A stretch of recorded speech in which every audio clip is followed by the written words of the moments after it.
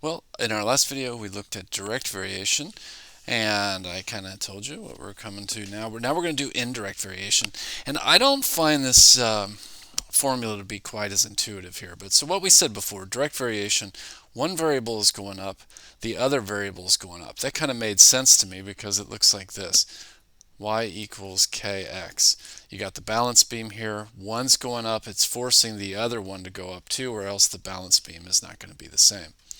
Now, if you look at inverse variation here, I don't see it as clearly. Like I see that we've now put the, I don't know, the x is now moved to the bottom, but I can't really wrap my head around it unless I do this. I'm going to move it like this.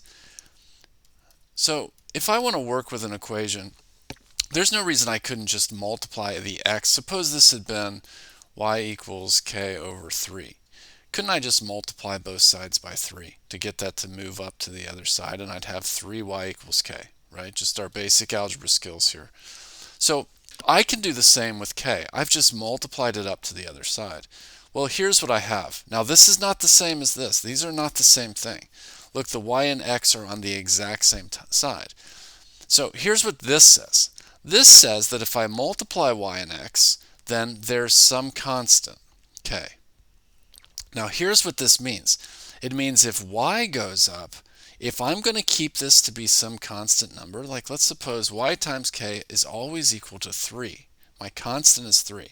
Well, if y is going up, k is going to have to go down in order to compensate. Do you see that if y goes up, x has to go down, or else it won't equal 3 anymore? So these two multiply to get 3. Well, y suddenly doubles. Well, x is going to have to decrease, or else this would no longer be true. And so here's what I'm getting at. This one made intuitive sense to me. This is direct variation. You got y on one side, x on the other. This one doesn't make so much sense to me unless I rearrange it like this. If I rearrange it like this, I can kind of see y goes up, x has to go down in order for it to stay equal to the constant.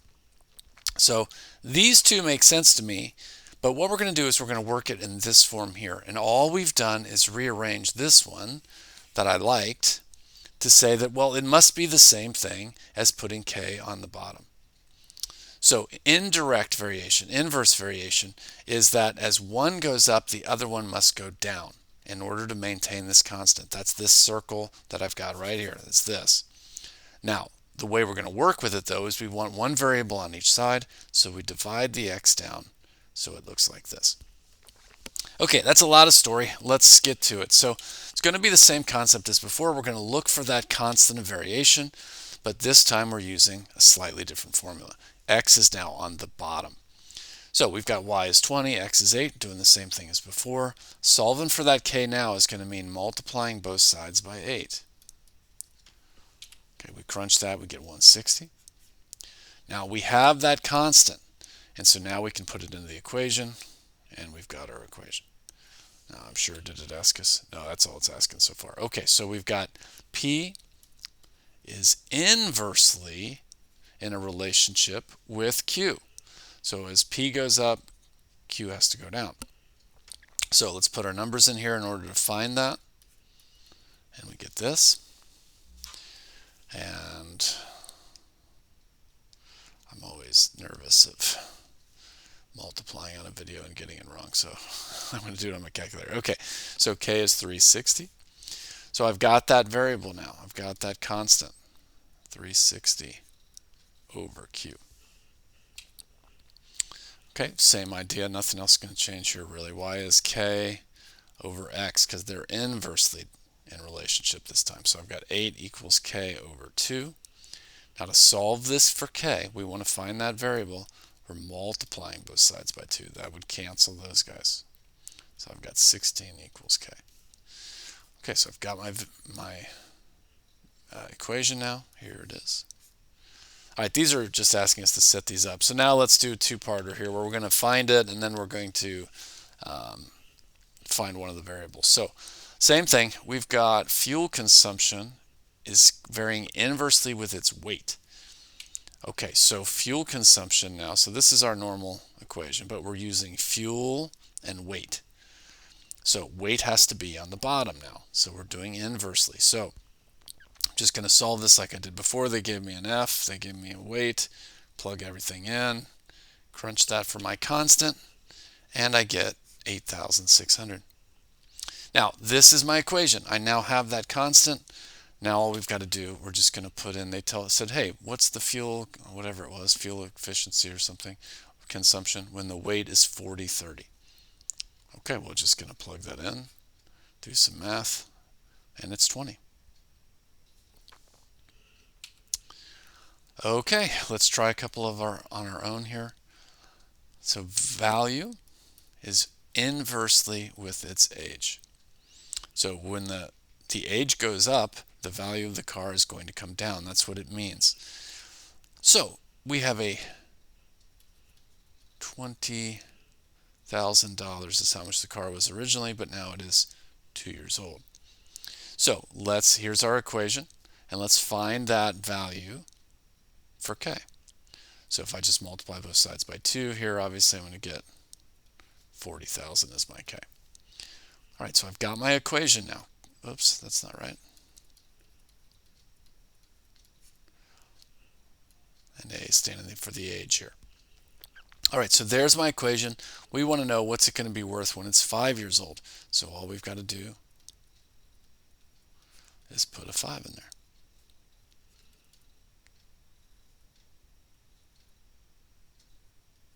So it'll be worth $8,000. All right, same thing. So the pool empties inversely with the rate of pumping. So we're going to say, we'll call that empties inversely with the rate of pumping. So we'll call that P. It's a weird looking equation, but it's the same thing. Emptying and the pumping are inversely related to each other. So time. We should have done, hold on. We should have done time here. Let me change this. Time is inversely related to the pumping. Okay, so we've got time is 2.5 hours. And there's my rate. The pump's rate is 400. So as the pumping goes up, the time is going to go down. The better the pump, the less time it's going to take. That's what that means. So let's multiply both sides by 400, and we can find our constant. So I've got 400 times 0.5. So K is going to be 1,000.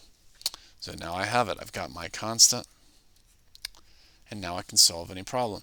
How long is it going to take if the pump's doing 500? Okay, well, it's going to do better. It's a better pump. Divide that, it's going to be 2 hours. So they go up. So if the pump goes up, the time is going to go down inversely.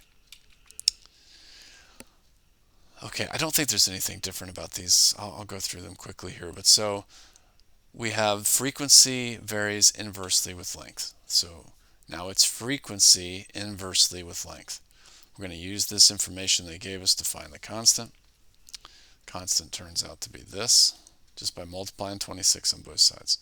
So now we have our final equation. And do they give us one? Yeah, no, they want us to find what's going to happen when the length is 20. Is that, I can't remember what it was, but put 20 in there, crunch it down. F is going to be 572. Okay, let me do, I don't think there's anything different here. Yeah, the other one had a little twist at the end. This one doesn't. Let me just do one more of these. So hours for ice to melt varies inversely with the temperature. We'll just call that T. Now, so T's on the bottom. So as the temperature goes up, the ice melting goes down, vice versa. So let's use the information given in order to find the constant. So I'd multiply both sides by 65 in order to find this. So I'm going to get the constant is 130. So now I've got 130 over T. There's my equation. So how many hours if the temperature is 78? Okay, so that's 130 divided by 78. So what is that going to turn out to be? 1.6 repeating. It's going to take about 1 2/3 of an hour. All right, is there anything different here? Force needed to break a board. No, exactly the same. Let's just, I guess, just go ahead and set it up. Force depends on the length. So, I don't know, we'll go this far. Let me just use so 24 equals K over L, or over 2. And so K is going to be 48.